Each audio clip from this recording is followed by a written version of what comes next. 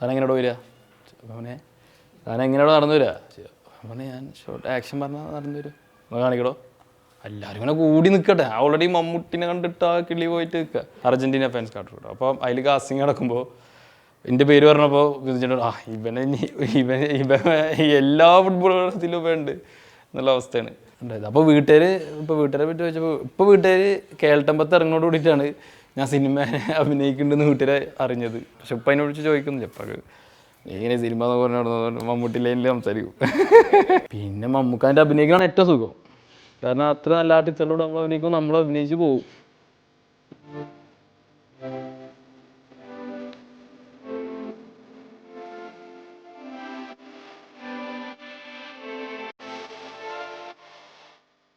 അപ്പോൾ പുതുതായിട്ട് ഇപ്പോൾ വരാനുള്ളത് പല്ലിശ്ശേരിയുടെ പടമാണ്. ലിജോ ജോസ് പല്ലിശ്ശേരിയുടെ പടം ഉണ്ട്. പിന്നെ ആനപ്പറമ്പിലെ വേൾഡ് കപ്പ് എന്ന് പറഞ്ഞിട്ട് ഒരു പടം ഇപ്പോൾ ഷൂട്ട് കഴിഞ്ഞ്. ഇപ്പോൾ ഫോറൻസിക് എന്ന് പറഞ്ഞിട്ട് നമ്മുടെ ടോവിനോ ഹീറോ ആയിട്ടുള്ള പടം ചെയ്തുകൊണ്ടിരിക്കുന്നത്. അജഗജാന്തര ഷൂട്ട് കൊടുക്കാൻ പോകണം 19-ാം തീയതി. പക്ഷേ ഫോറൻസിക്കിലൊക്കെ ഞാൻ വളരെ ചെറിയൊരു പരിപാടിയാണ്. പക്ഷെ അതൊരു നല്ല സിനിമയാണ് എന്നുള്ളതുകൊണ്ട് നല്ല സിനിമ ആകാമോ എന്നുള്ളൊരു ഉദ്ദേശം കൊണ്ട് മാത്രമാണ്. റീസെൻ്റ്ലി എത്താൻ ഇപ്പോൾ ഡബ്ബിങ് നടന്നുകൊണ്ടിരിക്കുന്ന ഒന്ന്, ഇപ്പോൾ ഡബ്ബിങ് കഴിഞ്ഞത് അനുഗ്രഹീതൻ ആൻ്റണി എന്ന് പറഞ്ഞിട്ട് സണ്ണി വെയിൻ്റെ പടം. പിന്നെ ഈ ആനപ്പറമ്പിൽ വേൾഡ് കപ്പാണ് പെപ്പെ, നമ്മുടെ ആൻ്റണി വർഗീസ്.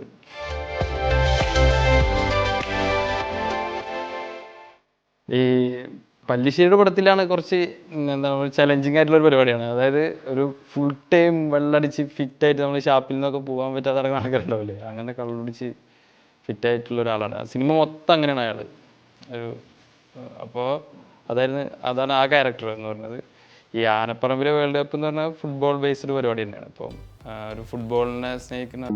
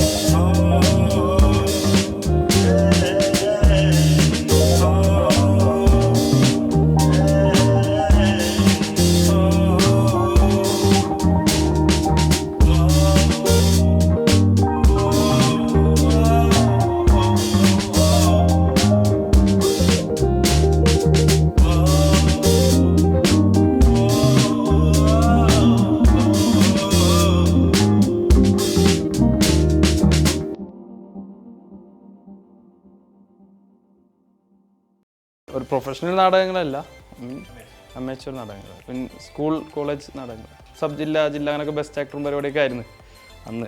പക്ഷെ സിനിമ ഒന്നും നമ്മളങ്ങനെ പ്രതീക്ഷിച്ചില്ല ഒരിക്കലും. എങ്ങനെ സിനിമയിലെത്തുക? നമ്മൾ സാധാ ഒരു ഫാമിലിയാണ്, സാധാ ഒരു നാട്ടും പ്രദേശമാണ്. അപ്പോൾ അവിടെ നിന്നൊന്നും ഒരിക്കലും സിനിമാ പോസ്റ്റർ പോലും ഒട്ടിക്കില്ല നാട്ടിൽ. അപ്പോൾ അങ്ങനെയുള്ള സ്ഥലത്ത് ആൾക്കാരൊന്നും വിശ്വസിച്ചില്ല ഞാൻ സിനിമയിൽ. കാരണം ഞാൻ പറഞ്ഞിട്ടില്ല കേട്ടോ, കാരണം പറയാൻ വരെ മടിയായിരുന്നു.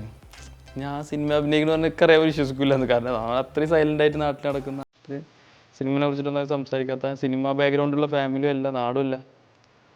അപ്പോൾ പിന്നെ ഒരു ദിവസം ഒരു സിനിമയെ കണ്ടപ്പോഴാണ്, സപ്തമിശ്രീനെ ചെറുതായി കണ്ടപ്പോൾ തന്നെ ആൾക്കാരൊക്കെ വിചാരിച്ചു ഞാൻ പൃഥ്വിരാജിനായിട്ടൊക്കെ ഭയങ്കര കമ്പനിയാണ്. ഞാൻ പൃഥ്വിരാജിനായിട്ട് കണ്ടിട്ടുണ്ടല്ല വേറെ കാര്യം. പക്ഷേ നാട്ടുകാർ വിചാരം അങ്ങനെയാണ്. അങ്ങനെ പിന്നെ അടുത്ത സിനിമകൾ ഇപ്പോൾ ആൾക്കാരൊക്കെ അറിഞ്ഞു, സിനിമ പറഞ്ഞാന്നറിഞ്ഞു. ഇപ്പോൾ സ്ഥലം ചങ്ങരംകുളം, ഉദിനുപ്പറമ്പ് എന്ന് പറയും. ഉദിനുപ്പറമ്പ് ഒരു ചങ്ങരകുളത്തുനിന്നൊരു 4 കിലോമീറ്റർ അകത്തോട്ട് പോയി ആലങ്കോട് കഴിഞ്ഞ് ഉദിനുപ്പറമ്പ്. അല്ല അത് എനിക്ക് തോന്നുന്നത് അയാൾക്ക് ആ സുഡാനൊക്കെ സംഭവിക്കാൻ കാരണം എനിക്ക് തോന്നുന്നു ഈ സെമീർക്കയും ഷൈജുക്കയും, സെമീർ തായരും ഷൈജു ഖാലിദും ഉള്ളതാണ്. കാരണം ഇവരൊക്കെ ഇവിടെ വന്നപ്പോൾ നമുക്കൊക്കെ സെമീർ ഖാനെ കാണാൻ, ഷൈജു ഖാനെ കാണാൻ, എന്ത് ചാൻസ് ചോദിക്കാനൊക്കെ കാണാന്ന് പറഞ്ഞാൽ ഭയങ്കര വലിയ കാര്യമാണ്. പക്ഷേ സക്കറിയും മൂസിൻ ബരാരിയും ഒക്കെ ഇവിടെ വന്ന് ഫസ്റ്റ് അവർക്ക് സ്പേസ് കൊടുക്കുന്നത് എനിക്ക് തോന്നുന്നത് എൻ്റെ അറിവിൽ സെമീർ തായരും ഷൈജു ഖാലിദൊക്കെയാണ്. അപ്പോൾ അവർക്ക് സ്പേസ് കിട്ടിയപ്പോൾ ആ സ്പേസ് പിന്നെ നമ്മൾ യൂസ് ചെയ്യുമല്ലോ സ്വാഭാവികമായിട്ടും. അവരോടൊക്കെ ഉണ്ട്. അപ്പോൾ ഞാണ്ട് വരട്ടെന്ന് വിളിച്ച് ചോദിക്കുമല്ലോ, അപ്പോൾ ഞാണ്ട് വരട്ടെ, അപ്പോൾ നേരെ അങ്ങോട്ട് പോകും. അത് അവരെ കാണാം. അപ്പോൾ അവർ ഇപ്പോഴും നമുക്ക് എപ്പോഴും കയറി ചെല്ലാവുന്നതാണ്. ഇപ്പോഴും എറണാകുളത്ത് വന്നാൽ നമ്മൾ ആദ്യം ഇടയ്ക്ക് എന്തായാലും ഒരു ദിവസം പോകും സെമീർക്കാട് ഷൈജുക്കാരുടെ അടുത്ത്. അതുപോലെ തന്നെ ആഷിക്കാരുടെ അടുത്തും അങ്ങനെ പോകാൻ നമുക്ക് അത്രയും നമ്മളെ അത്രയും വെൽക്കം ചെയ്യുന്നുണ്ട്. അപ്പോൾ അങ്ങനെ സുഡാനി സംഭവിച്ചത്. അവർ അത്രയും പവറായിട്ട് പ്രൊഡ്യൂസേഴ്സായിട്ട് ഉണ്ടാവുന്നുണ്ട്. അങ്ങനെ വന്നപ്പോൾ എന്തായാലും ഉറപ്പായിരുന്നു ആ സിനിമയിലേ ഉണ്ടോ. കാരണം മൂസിൻ ബരാരി എന്നോട് പറഞ്ഞിരുന്നു എന്തായാലും ആ സിനിമയിലുണ്ട് എന്നൊക്കെ പറഞ്ഞിരുന്നു. അപ്പോൾ പിന്നെ ഭയങ്കര എക്സ്പീരിയൻസ് ആയിരുന്നു, അറിയണവർ, മൂസിൻ സ്ക്രിപ്റ്റ്, സക്കറിയ ഡയറക്ഷൻ. അപ്പോൾ അടിപൊളിയാണ്. സൗബിക്ക് അടിപൊളിയാണ്. സൗബിക്ക് എപ്പോഴും കോൺടാക്റ്റ് ഉണ്ട്. ഇപ്പോഴും ഞങ്ങൾ ഇടയ്ക്ക് കാണുമ്പോൾ നന്നായി സംസാരിക്കുന്നുണ്ട്. ഒക്കെ ആ സുഡാനിയോടുള്ള ഗുണങ്ങളാണ്. അപ്പോൾ നല്ല എക്സ്പീരിയൻസ് തന്നെയായിരുന്നു സുഡാനി. അടിപൊളി. അല്ല ചെയ്യുന്ന സമയത്ത് അങ്ങനെ ഡെപ്ത് എന്ന് പറഞ്ഞാൽ എന്തൊക്കെ ഉണ്ട് ചെയ്തു നടന്ന് സംഭവിക്കല്ലേ. അത് രണ്ടും കൽപ്പിച്ച് പഠിച്ചോണ്ട് ഇത് സംഭവം എന്ന് വെച്ചാൽ എന്നോട് ഫസ്റ്റേ പറഞ്ഞിരുന്നു ഇങ്ങനെ ഒരു ഇമ്പോർട്ടൻറ്റ് കഥാപാത്രമാണ് ബിജുകുമാർ എന്ന് പറഞ്ഞത് എന്നൊക്കെ പറഞ്ഞായിരുന്നു. പക്ഷേ അത് ഞാൻ ചെയ്യുന്നൊന്നും എന്നോട് പറഞ്ഞിരുന്നില്ല. വർഷേക്കനെ എന്നോട് പറഞ്ഞിരുന്നു എടാ ബിജുകുമാർ എന്തായാലും ഇപ്പോൾ എന്നെ കൊണ്ട് നിനക്ക് തരുന്നുണ്ടാവും അറിയില്ല. പക്ഷേ അല്ല ഏതെങ്കിലും ഒരു പോലീസുകാരെ നിന്നെ കൊണ്ട് ചെയ്യിപ്പിക്കും അങ്ങനെ. പക്ഷെ റഹ്മാനാണ് അവസാനം തീരുമാനിക്കുക. റഹ്മാൻ സുഡാനെ കഴിഞ്ഞ് ഇതുപോലെ സെമീർക്കാട് ഷൈജുക്കാട് ഫ്ലാറ്റിൽ നിൽക്കുമ്പോൾ എന്നെ വിളിച്ചിട്ട് പറഞ്ഞ് ഇതിൽ ബിജുകുമാർ ചെയ്യുന്നത് നീയാണ്. പിന്നെ ഞാൻ വിഷം എന്താ പറയുക ചെയ്യാൻ പറ്റുമെന്നുള്ള പേടിയായിരുന്നു സത്യമായിട്ടും അങ്ങനെയായിരുന്നു. അപ്പോൾ പിന്നെ അവൻ തന്ന കോൺഫിഡൻസിൽ എനിക്ക് തോന്നുന്ന ഒരു ഷൂട്ട് തുടങ്ങുന്നതിൻ്റെ ഒരു മാസം മുന്നേ തന്നെ നമ്മളത് അവിടെ സ്ക്രിപ്റ്റ് റീഡിങ്ങും പരിപാടിയൊക്കെ ഉണ്ടായിരുന്നു. പിന്നെ അങ്ങനെ വലിയ രീതിയിലുള്ള ഈ റഹ്മാൻ്റെ ഒരു ശൈലി അങ്ങനെയാണ്. ഇതിപ്പോൾ ഇത്ര വലിയൊരു ക്യാരക്ടർ ചെയ്യാൻ പോകുന്നു അങ്ങനെ മൂടുന്നില്ല. എന്നിട്ട് അതിനെക്കുറിച്ച് ആലോചിച്ച് ഓക്കെ ആ ക്യാരക്ടർ ഞാൻ എന്ത് ചെയ്യാം അങ്ങനെയൊന്നും ആലോചിച്ചിട്ടുള്ള പരിപാടിയൊന്നുമല്ല. ഇതിങ്ങനെ തമാശ നമ്മൾ ഇതുപോലെ എല്ലാവരും സംസാരിക്കുന്ന പോലെ സംസാരിക്കുന്നു. അപ്പോൾ ഇടയ്ക്ക് സ്ക്രിപ്റ്റ് സംസാരിക്കുന്നു, ഇടയ്ക്ക് വേറെ തമാശകൾ സംസാരിക്കുന്നു, ഇടയ്ക്ക് അതിൻ്റെ ഇടയ്ക്ക് പുറത്ത് പോകുന്നു ചാടി, അങ്ങനെയൊക്കെ ചില്ല് ചെയ്ത് പരിപാടി പിടിക്കുന്നതാണ്. അപ്പോൾ റഹ്മാന് വ്യക്തമായ ബോധ്യം ഉണ്ടായിരുന്നു അതെങ്ങനെ വേണം എന്നുള്ളതും റൈറ്റർ അർഷദ് കാക്കുണ്ടായിരുന്നു. അപ്പോൾ പിന്നെ അവരെ കറക്റ്റായിട്ട് നമ്മൾ അനുസരിക്കുക എന്നുള്ളത് മാത്രമായിരുന്നു ഞാൻ ചെയ്തത്. അപ്പോൾ അത് ചെയ്തപ്പോൾ പരിപാടി എനിക്ക് തോന്നുന്നത് നന്നായി വന്ന്, അതുകൊണ്ട് ആൾക്കാർക്ക് ഇഷ്ടമായി തോന്നുന്നുണ്ട്. അല്ല ഈ രാഷ്ട്രീയത്തോട് നമ്മൾ ഈ മനുഷ്യത്വം പരമായിട്ട് എല്ലാവരും ഒരുപോലെ കാണാൻ, എല്ലാവരും ഒരുപോലെ ഇത് ചെയ്യാന്നൊക്കെ ആഗ്രഹിക്കുന്ന ആൾ തന്നെയാണ്. പക്ഷേ എനിക്ക് തോന്നുന്നത് അത് ഒരിക്കലും മാറുമെന്ന് എനിക്ക് തോന്നുന്നില്ല. അങ്ങനത്തെ ഒരു ഇപ്പോൾ ഏതൊരു പൊസിഷനിലെത്തിയാലും ഏതൊരു എത്തിയാലും ഇപ്പോൾ ഞാൻ പറഞ്ഞത് ഈ 100 സിംഹാസനങ്ങൾ എന്ന് പറഞ്ഞ പുസ്തകമായിരുന്നു നമ്മളിത് കറക്റ്റായിട്ട് ആ ടൈമിൽ വായിച്ചിരുന്ന് ഒക്കെ റെഫറൻസ് ആയിട്ട് എന്നോട് വായിക്കാൻ പറഞ്ഞിരുന്നു. അപ്പം ഞാൻ നേരത്തെ പറഞ്ഞിട്ടുണ്ട് കുറേ സ്ഥലത്ത്. അപ്പോൾ അതില്ലാതെ തന്നെയാണല്ലോ ആ സംഭവം പറഞ്ഞത്. ഈ ഏത് പൊസിഷനിലെത്തിയാലും ഈ ഒരു പേര് എന്നുള്ളത് ഇതങ്ങനെ അസ്ഥിയിലുള്ളൊരു പരിപാടിയാണ്. അത് എനിക്ക് തോന്നുന്നു ഒരൊറ്റ നിമിഷം കൊണ്ടോ ഒരു സംഭവം കൊണ്ടോ ഒന്നും മാറില്ല. ഇവിടെ ധാരാളം എപ്പോഴും നടന്നു, ഡെയിലി എന്നിപ്പോൾ കേൾക്കേണ്ടത് തോന്നുന്നത് ഫേസ്ബുക്കിലാണെങ്കിലും എവിടെയാണെങ്കിലും.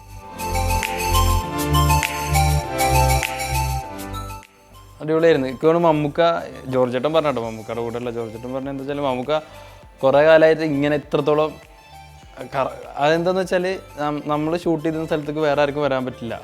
കാരണം ഒരു ഇതിൻ്റെ അകത്ത് നമ്മൾ താമസിച്ചിരുന്ന വീടുണ്ട്, ഉണ്ട കണ്ടവർക്കറിയാം. അപ്പോൾ ആർക്കും തന്നെ പെട്ടെന്ന് വരാൻ പറ്റില്ല, ഒരു കാടിനകത്താണ്. അപ്പോൾ പുള്ളി എന്താ വെച്ചാൽ പുള്ളി നമ്മൾ മാത്രമല്ലേ ഉള്ളൂ, പുള്ളി ഫുൾ ഓണാണ്. അപ്പോൾ പുള്ളി ഭക്ഷണം വരെ പുറത്തുനിന്ന് കഴിച്ചിരുന്നു, കാരവണിന്നല്ല പുറത്തുനിന്ന് കഴിച്ച ദിവസങ്ങളുണ്ടായിരുന്നു.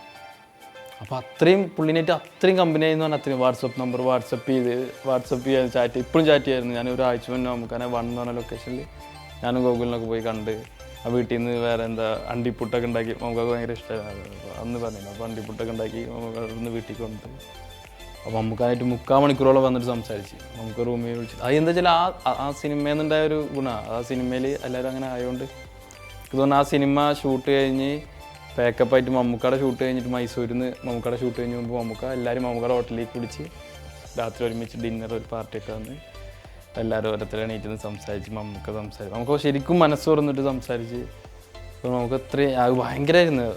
നമ്മൾ ഭയങ്കര ഇഷ്ടപ്പെട്ട് ഭയങ്കര സിനിമകളൊക്കെ കണ്ട് ആരാധിച്ചിട്ടുള്ള ഒരാൾ ഒരു സിനിമാ നടനെ ഞാൻ സംസാരിക്കുമ്പോൾ ഇടയ്ക്ക് ആലോചിക്കൂട്ടോ. ഞാൻ ഇപ്പോൾ ഈ ഒരാഴ്ച മുന്നേ നമുക്കായിട്ട് സംസാരിക്കുമ്പോൾ ഒരു 10-15 മിനിറ്റ് സംസാരിച്ച് കഴിഞ്ഞപ്പോൾ നമ്മൾ വളരെ കൂളായിട്ട് സംസാരിച്ചുകൊണ്ടിരിക്കുന്നത് പോലെ മമ്മൂട്ടി എന്നുള്ള മറന്നിട്ട് പിന്നെ ഒരു 15 മിനിറ്റ് ആലോചിക്കും പഠിച്ചാൽ ഞാൻ മമ്മൂട്ടിയോടല്ലേ സംസാരിക്കണമെന്നുള്ള സീൻ.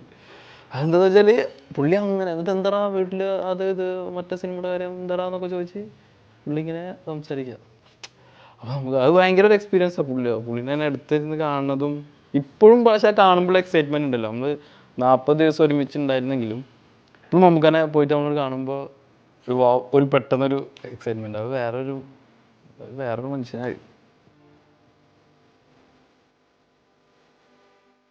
പക്ഷെ ഫസ്റ്റ് ഡേ ഒക്കെ നമുക്ക് അതിന് തോന്നും ആരും പറഞ്ഞില്ല. കാരണം എന്താ പുള്ളിയുടെ ഒരു രീതിയാണ് അത്. ഫസ്റ്റ് വെറുതെ ഇങ്ങനെ ഇപ്പോൾ ഫസ്റ്റ് കോമ്പിനേഷൻ ഞാനായിരുന്നു ആ പുള്ളി പിന്നെ തീരെ മൈൻഡ് ചെയ്യേണ്ട സ്ക്രിപ്റ്റൊക്കെ ഒരു പോലീസുകാരൻ വന്നിട്ട് ഏതാടാ പോലീസുകാരൻ അപ്പോൾ അതെങ്ങനെയോട് വരിക അതെങ്ങനെയോട് നടന്നു വരിക അപ്പോൾ ഞാൻ ഷോർട്ട് ആക്ഷൻ പറഞ്ഞാൽ നടന്നു വരും കാണിക്കടോ എല്ലാവരും ഇങ്ങനെ കൂടി നിൽക്കട്ടെ. ഓൾറെഡി മമ്മൂട്ടിനെ കണ്ടിട്ട് ആ കിളി പോയിട്ട് നിൽക്കുക. അപ്പോൾ അയാൾ നടന്നു വരാൻ പറഞ്ഞു. ഞാൻ നടന്നു വന്നു നമുക്ക് ഞാനൊന്ന് നടന്നു കാണിക്കട്ടെ.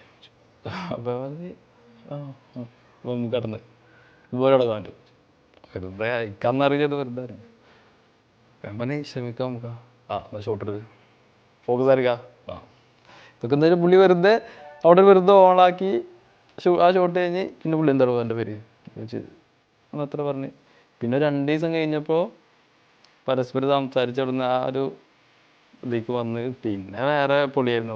നമുക്കുള്ളപ്പോഴായിരുന്നു നമുക്ക് ഭയങ്കര സന്തോഷം. മറ്റേ മമ്മൂക്കാൻ്റെ അഭിനയിക്കേണ്ടതെന്നുള്ള പേടിയുണ്ടാകും ചെറുതായിട്ട്.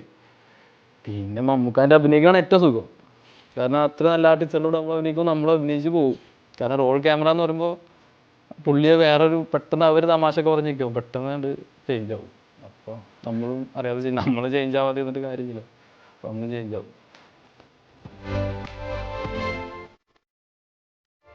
ടിപ്സ് ആയിട്ടില്ല അങ്ങനെയല്ല. ഇപ്പോൾ ഒരു 2-3 സ്ഥലത്തൊക്കെ ഞാൻ തന്നെ അഭിനയിക്കുമ്പോൾ തന്നെ കാരണം നമുക്ക് അങ്ങനെ ഒന്നും ഇൻവോൾവ് ചെയ്യുന്നുണ്ടായിരുന്നില്ല കാരണം നമുക്കടെ കഴിഞ്ഞാൽ നമുക്ക് കാരവാനിൽ പോകാനാണ്. പക്ഷേ ഈ സെറ്റിൽ നമ്മുടെ ഷൂട്ട് ചെയ്യുമ്പോൾ തന്നെ എൻ്റെ ഏതൊരു സീനിൽ തന്നെ സീനൊക്കെ മറ്റേ ഞങ്ങൾ അടിയൊക്കെ ഫൈറ്റൊക്കെ കഴിഞ്ഞ് ഇരുന്ന് ബോംബോട്ടിലൊക്കെ കഴിഞ്ഞ് ഇരുന്നിട്ട് പുള്ളിങ്ങനെ നോക്കുമ്പോൾ എന്ത് റിയാക്ഷൻ കൊടുക്കുന്നൊരു കൺഫ്യൂഷൻ നടന്നുകൊണ്ടിരിക്കുകയാണ്. അப்புறம் പറഞ്ഞാൽ അപ്പോൾ അവൻ നോക്കുമ്പോൾ ഒരു ദേശത്തിൻ്റെ ഒരു നിസ്സഹായതയിൽ അങ്ങനെ നോക്കിയാൽ മതി അങ്ങനെയൊക്കെ പറഞ്ഞ് നിൽക്കാം. നമുക്കൊണ്ട് അവൻ അവിടെ ഒരു ചിരി കൊടുത്താൽ ഇങ്ങനെ ഉണ്ടാവും. എനിക്ക് ചിരിക്കാൻ പറ്റുമോ? എങ്ങനെ ചിരി മറ്റേ ചിരിയല്ല അവനാ ഒരു മനസ്സിൽ നിന്നൊരു എന്താ വെച്ചാൽ എന്താ അവസ്ഥ എന്നുള്ള സീനുള്ളൊരു ചിരി ഉണ്ടല്ലോ. അപ്പോൾ അത് അങ്ങനെയൊക്കെ നമുക്ക് 2-3 സ്ഥലത്ത് അങ്ങനെ പറയണ്ട. അത് നമുക്ക് ഗുണം. പക്ഷെ അതൊക്കെ സ്നേഹം കൊണ്ടാണ് നമുക്കൊക്കെ അത്രയും നമ്മുടെ അടുപ്പുള്ളതുകൊണ്ട് ഭയങ്കര ഇഷ്ടമായി. നമുക്ക് ഈ പടം കൂടി കഴിഞ്ഞപ്പോൾ ഓൾറെഡി നമുക്ക് എന്നെ ഭയങ്കര ഇഷ്ടമാണ്. ഇത് കൂടി കഴിഞ്ഞപ്പോൾ തല്ലുമാല മൂസിൻ പെരാരിയുടെ ആണ്. ഞാനതിൽ ഏത് ക്യാരക്ടർ ചെയ്യണു എന്താണെന്നൊന്നും ഇപ്പോൾ തീരുമാനമായിട്ടില്ല. ആലോചിക്കുമ്പോൾ ഓരോന്ന് പറയും ഏത് ചെയ്യണമെന്ന് ആലോചിക്കട്ടെ എന്നൊക്കെ നിൽക്കട്ടെ. പിന്നെ സുഹൃത്ത് എല്ലാവരും സൗഹൃദമാണ്. ആഷിക്കാണ് മറ്റേ പപ്പായാണ് പ്രൊഡക്ഷൻ. തല്ലുമാല ഒരു തല്ല് പടമാണ് മൊത്തത്തിൽ. ഒരു കല്യാണം പരിപാടിയും തല്ലും പരിപാടിയൊക്കെ ആയിട്ടുള്ളൊരു ഫുൾ ഫെസ്റ്റിവൽ എൻ്റർടൈൻമെൻറ്റ് പരിപാടിയാണെന്നാണ് ഫസ്റ്റ് കേട്ടപ്പോഴുള്ള എൻ്റെ ഒരു ധാരണ. അതന്നെ ആവും. അപ്പോൾ അത് മാർച്ചൊക്കെ ആവും തോന്നുന്നുണ്ട്. മാർച്ചൊക്കെ കഴിഞ്ഞ് ചോദിക്കണം. കമ്മിറ്റ് ചെയ്ത ജനുവരിയിൽ ഫെബ്രുവരി ഒക്കെ ആയിട്ട് കമ്മിറ്റ് ചെയ്ത് തുടങ്ങലുണ്ട്. പക്ഷെ അത് ഞാൻ പറയാറായിട്ടില്ല ആക്ച്വലി. ഇപ്പോൾ ഞാനിപ്പോൾ തുടങ്ങാൻ പോണത് അജഗജാന്തരം പറഞ്ഞിട്ട്, അത് പെപ്പെ, അർജുൻ അശോകൻ, സുധീകോപ്പ പിന്നെ ഞാൻ ഒക്കെ കൂടിയിട്ടുള്ളൊരു പരിപാടിയാണ്. ഒരു ആനയും ഉത്സവം പരിപാടിയൊക്കെ ആയിട്ട് നമ്മുടെ സ്വാതന്ത്ര്യം അർദ്ധരാത്രി ചെയ്തില്ലേ നാട്ടിന് ബാബുച്ച, പുള്ളി ഡയറക്റ്റ് ചെയ്യുന്ന പടം. എനിക്കുള്ള അനുഭവം എനിക്ക് തോന്നുന്നത് സിനിമ ഓരോ വർഷം കഴിയുന്നതോടെ അതിൻ്റെ രീതികൾ മാറുന്നുണ്ട്. ഇപ്പോൾ ഒരു കറക്റ്റായിട്ടൊരു വഴിയൊന്നുമില്ല. ഇപ്പം ഇന്ന വഴിയിലൂടെ പോയി സഞ്ചരിച്ച് അവിടെ എത്താം എന്നുള്ള വഴിയൊന്നും പറഞ്ഞുകൊണ്ടൊക്കെ എനിക്ക് തോന്നുന്നില്ല അങ്ങനെ ഒരു വഴി ഉണ്ട്. ഒന്നാമത്തെ നമ്മൾ ട്രൈ ചെയ്യുക, അതിനോട് നമ്മൾ ആത്മാർത്ഥമായിട്ട് ഹാർഡ് വർക്ക് ചെയ്യുക എന്ന് പറയുന്നതിനൊപ്പം തന്നെ നമ്മൾ നേരത്തെ പറഞ്ഞ പോലെ ടീം ഭയങ്കര ഇമ്പോർട്ടൻ്റാണ്. അപ്പോൾ നമ്മുടെ സൗഹൃദത്തിൽ തന്നെ ഡയറക്ടർ ആവാൻ ആഗ്രഹമുള്ളവരും എഡിറ്റർ ആവാൻ ആഗ്രഹമുള്ളവരും അഭിനയിക്കാൻ ആഗ്രഹമുള്ളവരും ഇപ്പം അങ്ങനെയൊക്കെ ഉണ്ടെങ്കിൽ അവർ നല്ല ബന്ധം ഉണ്ടെങ്കിൽ ആദ്യം ഒരു നല്ല സൗഹൃദം ഉണ്ടാവുക എന്നുള്ളതാണ്. അപ്പോൾ അതിന് നല്ല ചെറിയ സിനിമ, ഷോർട്ട് ഫിലിംസ് ആണെങ്കിലും സിനിമകളാണെങ്കിലും അങ്ങനെ ചെയ്ത് ടീമായിട്ട് വരിക എന്നുള്ളതാണ് അടിപൊളി പരിപാടിയാണെന്ന് തോന്നുന്നുണ്ട്. ഒറ്റയ്ക്ക് തോന്നുന്നില്ല എങ്ങനെ എന്താവുന്നൊക്കെ. പിന്നെ കാലിബർ നമ്മളിൽ സാധനം ഉണ്ട്, മരുന്നുണ്ട് എന്നുണ്ടെങ്കിൽ നമുക്ക് എവിടെയും കയറി ചെല്ലാം. എനിക്ക് തോന്നുന്നത് ഇപ്പോഴുള്ള ഡയറക്ടേഴ്സ് ആണെങ്കിൽ ആരെയും സ്വീകരിക്കാത്ത ആൾക്കാരൊന്നുമല്ലോ ഉണ്ട്. എന്നോട് തന്നെ ഒരുപാട് ആൾക്കാർ മെസ്സേജ് അയച്ചു ചോദിക്കും എനിക്ക് ഒരു ചാൻസ് തരുമോ. അപ്പോൾ ഞാനെങ്ങനെ ചാൻസ് കൊടുക്കുക എന്നുള്ളത് എനിക്ക് മനസ്സിലാവും. കാരണം ഞാൻ അനുഭവിച്ചുള്ള അതേ സിറ്റുവേഷൻ നമ്മളെല്ലാവരോടും ആരോട് ചോദിക്കാൻ നമുക്കറിയില്ല. അപ്പോഴാണ് ഇവരൊക്കെ ഓരോരുത്തർ വന്നത്. ഇപ്പോൾ മൂസിനും അർഷദയ്ക്കും എല്ലാവരും ഇങ്ങനെ സിനിമ ചെയ്യാൻ തുടങ്ങി. അപ്പോൾ നമ്മളൊരു സൈഡിൽ കൂടെ ഓഡിഷന് പോയി. അപ്പോൾ ഞാൻ അവരോടൊക്കെ പറഞ്ഞു നിങ്ങൾ ഓഡിഷന് പോകും, നിങ്ങൾ ഏതൊക്കെ വഴിയുണ്ടോ ആ വഴിയൊക്കെ ട്രൈ ചെയ്യും, ഷോർട്ട് ഫിലിം ചെയ്യും. അങ്ങനെയൊക്കെ ട്രൈ ചെയ്ത് വരാൻ പറ്റുമെന്നാണ് എനിക്ക് തോന്നുന്നത്. എനിക്കറിയില്ല സത്യം ഞാൻ ഏതാണ് അതിൻ്റെ വഴി എന്നുള്ളത്. എന്തോ ഭാഗ്യം. പിന്നെ നമ്മൾ അത്രയും ആഗ്രഹമായിരുന്നു എന്തായാലും സിനിമയിലെത്തണം.